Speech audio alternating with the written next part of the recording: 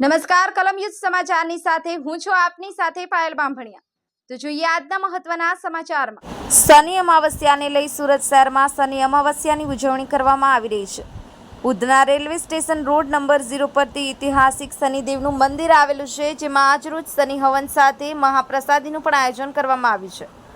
1982 સ્થાપના શક્તિપીઠ શનિદેવનું ઐતિહાસિક મંદિર ઉધના રેલવે સ્ટેશન ખાતે આવ્યું છે। શનિવારે ભાવિ ભક્તો દૂર દૂરથી શનિદેવની પૂજા અર્ચના કરવા માટે આવે છે અને શનિદેવ તેમની મનોકામના પૂર્ણ કરે છે। દર શનિવારે સાંજના સમયે ભંડારો પણ કરવામાં આવે છે।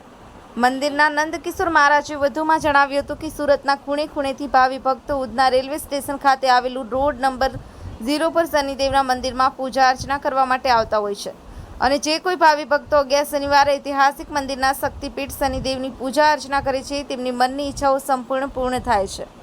બ્યુરો રિપોર્ટ, કલમયુદ્ધ સમાચાર, સુરત।